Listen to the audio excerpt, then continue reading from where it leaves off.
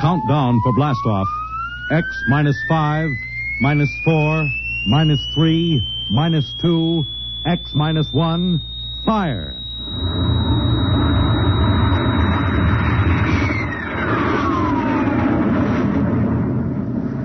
From the far horizons of the unknown come tales of new dimensions in time and space.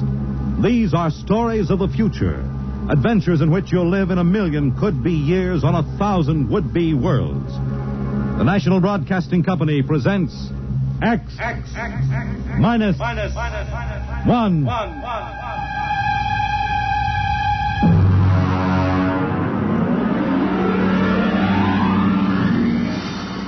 Tonight's story, The Man in the Moon.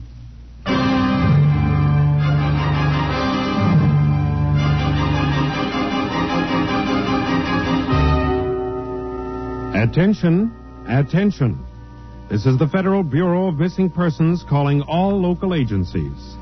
Attention, this is a coded report nationwide. Missing since 9 o'clock this morning the following persons: Smigley Jonathan, 5 feet 8 inches tall, brown hair, brown eyes, mastoid scar behind right ear. Hello? Last seen wearing Hello? blue top coat and Hello? tan cap. Hello, Wanted Earth? by Los Angeles. Hello? Hello, get off this wavelength. Hello, This is a Earth? restricted band. Hello? Hello, Earth? Whoever you are, you're on a coded Hello, wavelength. Earth? Tune out. This frequency is reserved Hello? for the Federal Bureau of Missing Persons. Hello, Earth? This is the moon calling Earth. Hello, Earth? This guy's loony. This is Jake in transmission. Jake, this is Charlie of the code room. Some crackpot is on our frequency. Yeah, I heard him, Charlie. I've got CQ trying to trace the source now. We should have a triangulation any second. Well, hurry it up, will you? Some ham is in for a good stiff fine by the FCC. Yeah, they ought to take his license away. Oh, here comes Lenny with the directional fix. Right. Thanks, Lenny. Hey, what's this? This is impossible. What's going on down there? How about it? Get that ham out of my kilocycles. Oh, listen, Charlie, unless this is a gag, that interference is being beamed from 240,000 miles away. Oh, now, Jake, you know there ain't no such thing as 240,000 miles away. Yes, there is, Charlie. Straight up. Oh, now, wait a minute. Charlie, that signal is coming from the moon. Are you nuts? Well, somebody might be bouncing it like a radar signal. Radar on this frequency? Where'd you study basic radio? Now, listen, Flathead, you asked for a fix. I gave the best fix our instruments can find. Take it or leave it. Somebody on the moon is calling the Bureau of Missing Persons.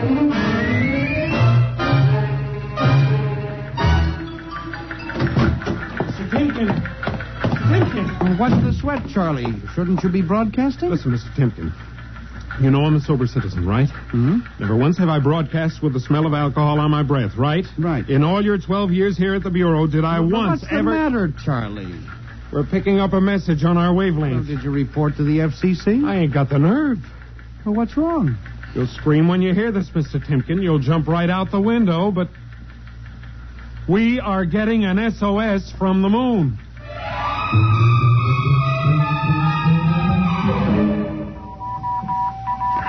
Well, that's it. He started on voice and switched to Morse. The way the signal repeats sounds like a phonograph record or automatic sender of some sort. Well, what's it say? Let's see here. Can you read me? Help, Otterburn. Will contact when moon is in phase. Let's have that again. Can you read me? Help, Otterburn. Will contact when moon is in phase. Otterburn. That sounds like a name, huh? Otterburn. Otterburn. Wait a minute. Something registered? Cornelius Otterburn. Holy jumping Jehoshaphat. Hey, where are you going? Talk to the chief. Hey, wait a minute. What are you going to tell him? We just got a CQ from the man in the moon? That's exactly what I am going to tell him, Charlie. Oh, no. This is just too much for me.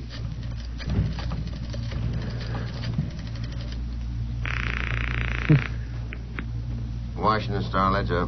Let me have O'Brien on city desk. A moment. O'Brien? Seamus, Yeah? Charlie Starbuck down at the Missing Persons Bureau. You want a hot one? No kidding. This'll cost you a beer, okay? All right, shoot, Noodle Brain. I'll stay on your wavelength for 30 seconds. Okay. We just got a radio message from the moon. Yep. What? From the moon. Call me back when you're sober. Okay, Seamus, if you don't know a story when you see one, I'll send you the name of a good psychiatrist. So long, Orson Welles. How do you like that? He don't believe me.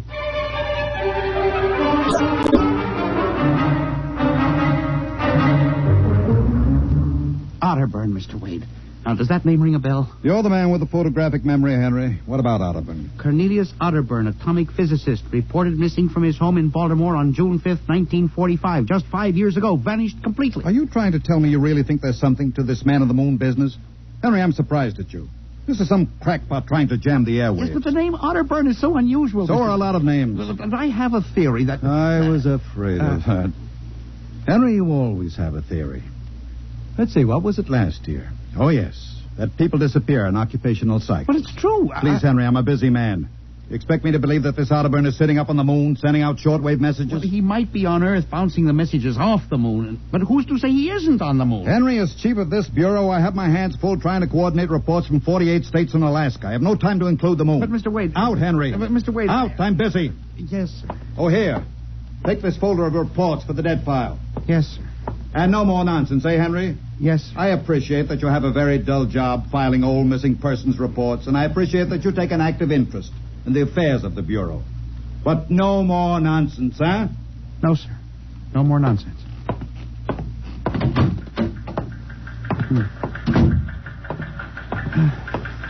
Pardon me. You are Mr. Henry Timken. That's my name. Permit me, Jefferson Philo, scientific feature writer. Oh, how do you do? Oh, are you a newspaper man? Not exactly. I write as a hobby. Occasionally the papers give me leads on an assignment. If I may have a moment of your time. Oh, certainly. Just sit down at my desk over here. Thank you. My, that's quite a stack of papers. Filing. I'm the records custodian of the Bureau. 12 years and never misplaced a record. Magnificent. I admire the precise mind, Mr. Timken. Of course. Now, Mr. Timken, Mr. O'Brien, the editor of the Star Ledger, said I might drop by and investigate a rumor. Only a rumor, mind you, that a message from the, moon? Well, we aren't certain it's from the moon. It may be a bounce. They have bounced radar waves off the moon, you know. Yes, I know. I wrote the first newspaper article on it. Really? I'd be interested to read it. I must have a copy in my Well, briefcase. don't bother. Oh, but I insist. Oh, yes. There you are. I'll leave it on your desk. Oh, thank you very much. Now, about this message from the moon, Mr. Timken. Well, now, we don't know for sure, as I said. But I believe that this message, wherever it originates, is from Cornelius Otterburn. The physicist? Oh, do you know him? I once wrote an article on his contributions in nuclear mechanics. A brilliant man, Otterburn. Years ahead of his contemporaries. Well, whoever is sending those signals, if he isn't on the moon, is at least using the moon as a sounding board, bouncing the signal. But why, Mr. Timken? Why? Well, if you will come here tomorrow night at 8, Mr. Philo, we may learn the answer to that question. I've arranged with Charlie, our radio man, to let me use the equipment. May I consider this an invitation? You certainly may. Very well, sir. Until tomorrow night, then. Goodbye, Mr. Philo. Let's see now. Aiken, Abelard, Abramson, Rono, Atchett. Well, that's funny. Now, where did this list of names come from? Paul Ahrens, astromathematician. Robert Simons, electronic engineer. Carl Parker, mining specialist. Well, this must have gotten mixed up with the papers on my desk by accident. Peculiar list of names.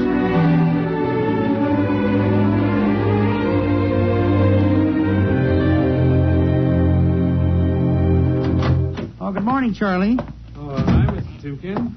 See, we made the papers. Oh? And how? And as the chief steamed up about it, he really gave me what for. What did the paper say? Oh, mostly ha-ha. Here's the Herald. Listen. Man on the moon contacts Missing Persons Bureau. Missing atomic scientists sitting on the moon, say Bureau experts, etc., etc. What a panning. Well, no wonder Mr. Wade is hopping. Say, about tonight, Mr. Timken, I don't Now, know. you promised you'd give me a key to the radio room. Yeah, but I didn't expect Well, it. I'll take full responsibility with Mr. Wade. It's the time for the morning broadcast. We got quite a list today. Well, mind if I listen a while? We may hear Otterburn. Well, I ain't self-conscious. Just stick around. Yes. Attention. Attention. This is the Federal Missing Persons Bureau calling all local agencies. Nationwide. This is a coded broadcast. The following persons are missing Aaron's Dr. Paul, What? 5'5", brown hair, brown eyes, scar on left side of chin, thick glasses. Aaron's. Occupation, astromathematician. Missing since 6 o'clock this morning. Being sought by Bel Air police. Charlie. Repeat, Dr. Paul Charlie, Aaron. shut it off a second. Hold it. Delay 1 minute. Listen, Mr. Timken, it's okay to stay, but you can't interrupt Now, this is important. Did you say Dr. Aarons was reported missing this morning? 6 a.m. We got the report from Bel Air less than an hour ago. Now, are you certain, Charlie? Positive. What is this? Charlie, what's the next name on the list? Let's see. Simons, Robert, engineer. What? Came in less than 20 minutes ago. 20? Hey, what's the matter with you? You look like you've seen a ghost. It's nothing, Charlie, except that last night, quite by accident, someone left a list of names on my desk.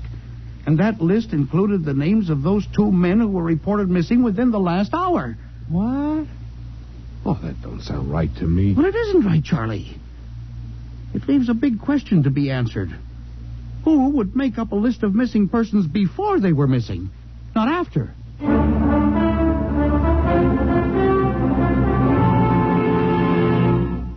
And you say this list of names was left on your desk accidentally? Well, I believe so, Mr. Wade. Do you have any ideas, Henry? Well, it's hard to say. Mr. Philo left some papers from his briefcase. Mr. Philo? Well, a science feature writer. I see.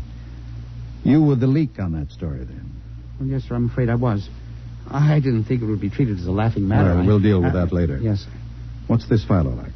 Well, he's a strange old duck, bald, thick glasses, tall. He walks stooped over. Seems to know a great deal about scientific data, but, of course, being a science writer, Is there any other possibility? Well, I believe that this is all hooked up with the broadcast from Otterburn. That seems to be a very remote possibility. Well, the Missing Persons Bureau deals in remote possibilities, Mr. Wade. I do not require a statement of policy. Yes, sir. What's the theory? Well, for some time now, it has been my contention that in a country like ours, where even the cleverest criminal can be ferreted out and located eventually, there is no such thing as a missing person. I was afraid of that. For 12 years now, I have kept the central files, where information from all over the country is channeled and recorded. I have made a private study. This is beginning to sound familiar, Henry. And I have discovered that each year, literally thousands of persons vanish, leaving no trace. They are never located. Where do they go? Nobody knows. And they disappear in interesting cycles. what sort of cycles? Occupations, for example. One year we'll have a run on, well, say, coal miners. Next year, the proportion of engineers increases. And then scientists. And What do you think happens, Henry? I don't know, Mr. Wade, but I'm beginning to suspect that somebody else has discovered the same phenomenon, even to the point, perhaps, of being able to predict who will turn up among the missing next. Philo? Well, I don't know, but I would like to find out. And you think Otterburn may be a part of this picture? Mr. Wade, I definitely do. Henry, do you honestly expect me to buy an idea like that? It is more than an idea. The 2 top men on this list are missing, and... Maybe so, but the rest of them aren't. Parker, Watson, Gibbs. Why, I saw Parker in the restaurant where I had lunch today. Yes, but and if Mr. you think Wade- I'm going to make myself a laughingstock by accepting such a crack-brained theory... Well, Excuse me. Yes. Hello, Wade speaking. Yes? Yes? I see. What name? Just a moment. Henry, let me see that list again. Here you are, sir. Go ahead. I see. I'll get back to you. I guess I owe you an apology, Henry. Sir? Carl Parker was just reported missing. Parker? 3rd man on your list. Holy mackerel. Exactly. Henry, for a good many years now, I've ridiculed these theories of yours. I don't know. Perhaps I've underestimated you. Maybe this time you've really stumbled onto something. What do you intend to do, Mr. Wade? I don't know. I haven't thought it out yet. Well, I was planning to listen for another broadcast tonight in the hope that Otterburn might try to contact us again. Good idea. I believe I'll join you. I also invited Mr. Philo, the feature writer. Oh? I'll be glad to meet him. I'm beginning to get interested in you, Mr. Philo. Mr. Wade, you don't think... That he's mixed up in this? Yes, sir. I don't know, Henry. But it suddenly strikes me that we don't know very much about him, really. We ought to contact the police. No, Henry. I think we're better off keeping this between ourselves for the moment. We're dealing with the unknown. And in solving an equation for the X factor, it's often easier to limit the number of terms. Do you follow me? Oh, I don't know, Mr. Wade. There may be more danger in what you have discovered than you are aware of. Let's keep it quiet. Do you agree? Maybe you're right, Mr. Wade. I hadn't thought of the danger involved.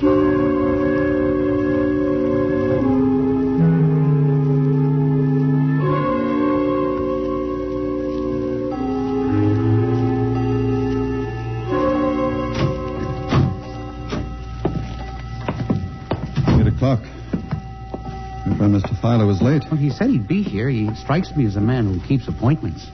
Look out the window. Yes, sir. The moon is almost in direct phase. Can't wait much longer. Well, it's a perfectly clear night for transmission.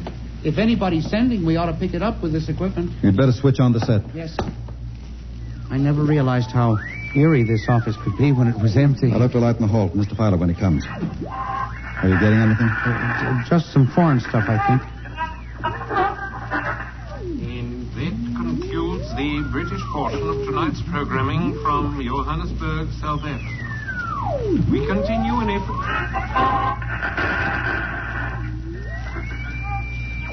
That's a peculiar transmission sound. Earth. Well, that sounds like something. See if I can work the selector. The moon is in phase. Yes. Hello, Earth. Can you hear me? I'll try to return. Hello? Hello? Hello, Earth. Hello, do you hear me? Oh, I get you now. Thank God. Who are you? Can you hear me? Who are you? This is Professor Cornelius Otterburn. Hello? Go on, I hear you. Not much time. They're on to me. They've located my sending point. You hear me? Go ahead, keep talking. I've only enough oxygen for a few minutes more. Where are you? I'm on the Earth side of the moon. You get that? The Earth side of the moon. A volcanic crater. Good. Start that recorder, Mr. Wade. Go on. Explain, please. Explain, please. Now listen closely. There is an Earth colony on the moon. There is an Earth colony on the far side of the moon, made up of renegade scientists and criminals. Professor Ernst Halsman... He died in an insane asylum in 1938. Professor Ernst Halsman discovered nuclear rocket power in 1935. Turned his plans over to escaped inmates of the asylum. They took off and set up a colony on the far side of the moon in 1938. Go ahead, we're recording you. Each year, they recruit new colonists from Earth. Slave labor, mostly. I was kidnapped in 1945. Yes, I know. Keep talking. They wanted me to work on atomic drive for their flying disc. Still getting you. Go on. Last month, 6 others and I escaped. Speak louder. You got to stop them. Stop them. Stop who? The moon colony, planning to take over the Earth. Invasion. Hang on. And no oxygen. Hard to breathe. Listen. They have agents on Earth. You hear me? Agents on Earth? Where? Who? Hello? Hello? Hello? Agents in... Henry, look out. Someone at the window. Get down. Henry, are you all right? I think so. His shot smashed the transmitter. And the lights. Strike a match. Careful. Yeah, it was close. I got a look at him. From the description, it was your Mr. Philo. We got a recording anyway. But not the most important part of the message. Poor Otterburn. Suffocating to death. Henry, we've got to get you out of here. He said they have agents. Philo was probably one of them. He'll be looking for you now, trying to kill you. But the police... You think the police would believe a fantastic story like this? People being kidnapped to the moon as slave labor? Moon colony planning an invasion of the Earth? But, Henry, believe me, they'd clap us into straitjackets before we could finish. We've got to do something. We need time. Time to get proof. You don't think my theory was bunk then? I know it wasn't, Henry. Right now, my only concern is for your safety. But we can't walk out of here. Philo's probably waiting. Listen, there's a service elevator that leads to the basement garage. Yeah? We can get down there. There are some delivery trucks parked there all night. We can probably get one started. The garage door's off the ramp, work from the inside. We'll start the mechanism and make a run for it. I don't know. I think if we call the police... By the time the police get here, we'll be dead. You think Philo will wait outside all night? Come on. That's an order. Okay. What about the recording of Otterburn's notes? We'll leave that here in the safe in my office. They'll never get into that. Let's go. You buzz the elevator while I hide the recording.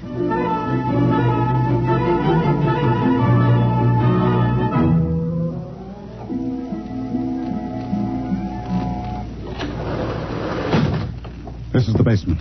Come on. Keep to the side. Yes, sir. Shh. Let's try that delivery truck over there. I'll get in. All right, Henry. You start the mechanism to open the garage door, then jump onto the truck. Yes, sir. We'll make a dash for it. Where can we go? I have a farm outside Chevy Chase. It's private. Miles from the nearest neighbor and completely hidden by trees. We'll run for that. Go ahead. Start the door up. All right.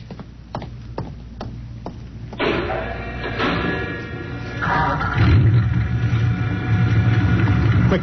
Jump in.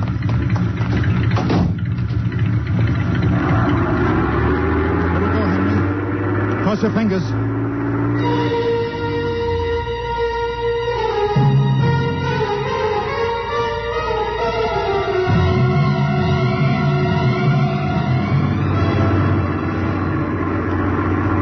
We made it out all right. Anything doing? There's a blue coupe behind us, Mr. Wade. It seems to be following. I'll cut up Pennsylvania Avenue. Now Route 1 toward Baltimore. It is following. He turned with us. Can you go faster? Not much faster. He's gaining on us. I've got an idea. Hang on, Henry. Yes, sir. Why'd you stop? I'll turn off the lights.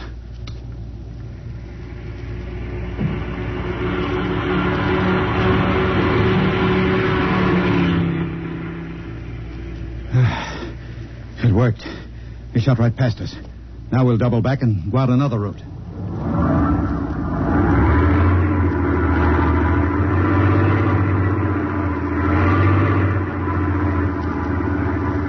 Well, I don't see anything. I think we've lost him. Good. I think everything's going to be all right now. We can be at my farm in less than an hour.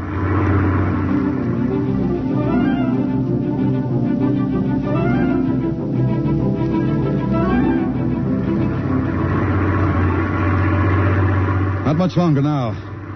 Is anyone behind us? I thought I saw the blue coupe again, but I was mistaken. Whew. This place is really out in the We wilderness. can stay here indefinitely till we figure out the next move. Now, just up this dirt road now. There's the house up ahead.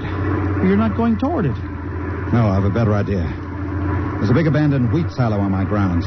It's down the hollow where it can't be seen except from the air. And even then, the oak trees shield it. We'll hide you out there. Now, we leave the truck here. It'll never be seen. Come on. Yes. How did you ever find this place, Mr. Wade? I've always liked seclusion. I bought it about 12 years ago. Come up here in the summertime to get away from it all. There's the silo. It's certainly well hidden. There's a small door around the side. Come on. Be careful of those bushes. Yes. It's hard to see them in the dark. Do you suppose Philo will find us? I assure you, Henry, Mr. Fowler will never find us here. Not in a million years. Here's the door.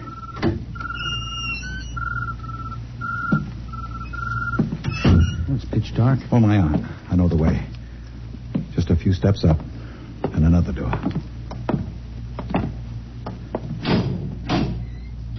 Steel. Well, this is an unusual silo. Double-walled, wood outside and steel inside. Completely fireproof. An army couldn't wreck it. We're inside the inner shell. Careful. Yes. You're in a circular room. Stay here a moment.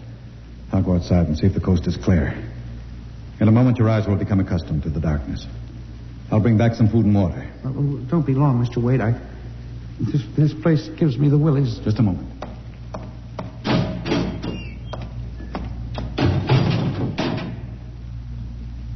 Mr. Wade. I swear I hear something. Mr. Wade. What's that? There is something. Good Lord. There's someone in here. It's locked. Oh, no. Mr. Wade. Mr. Wade, let me out. I'm not alone in here. Mr. Wade. This must be a light switch. Thank God. Oh, no. people. 10, 15, 20. Mr. Wade, help! Help! It will do you no good to shout, Henry. Mr. Wade, where are you? Outside. Speaking over the intercom. Mr. Wade, there are people in here. 15 or 20 of them. They're sitting like statues, just staring at me. They won't hurt you, Henry. What? They've all been drugged. They're even more helpless than you. But who are they? Permit me to introduce them, Henry, since they're currently unable to introduce themselves. The gentleman seated before you, the one with the scar, is Dr. Paul Ahrens, the astromathematician. Next to him is Mr. Robert Simons, electronic engineer. Names on the list. Yes, you're familiar with the rest. They've all been, shall we say, recruited for work with Professor Halsman's group on the moon. Moon? Then you're one of them. Of course. Oh, yes. There's one whose name was not on our list. If you'll turn around, Henry, you'll recognize the drugged form of your old friend, Mr. Philo. Philo? But I thought... That he was part of the conspiracy? No. On the contrary. His snooping made it necessary for us to include him. Yes, but the man in the window, the one who fired the shot... An agent of mine. The pilot of this ship. Ship? What ship? This silo is camouflage for a rocket launching platform. In a moment, the roof will slide back for the rocket's takeoff. A rocket ship? In exactly 70 hours, you and your companions will join Professor Otterburn on the moon. But you can't do this to me. We have done it, Henry. No. You see, there was another name omitted from that list, which I carelessly mixed up with your papers. That of Henry Timpkin. No. Bon voyage. I won't let you do this. You can't. Please let me out. Let me out, please. This can't happen. Let me out. Let me out.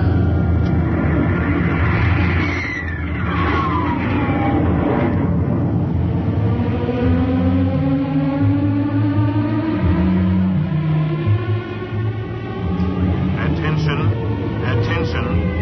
Missing since 8 o'clock last night, the following persons.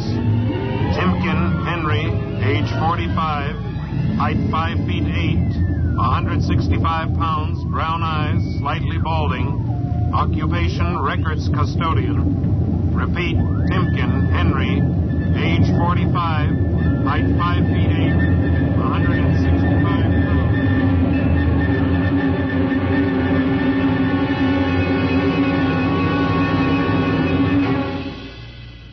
In just a moment, a word about next week's adventure. Tonight, by transcription, X-1 has brought you The Man in the Moon, an original radio drama written by George Lefferts. Featured in the cast were Louis Van Ruten as Henry, Santos Ortega as the Chief, Ross Martin as Charlie, Sidney Smith as Otterburn, Bob Haig as Jake, Joe DeSantis as Philo, and Ed Latimer as O'Brien. Your announcer, Fred Collins. X-1 was directed by Fred Way and is an NBC Radio Network production.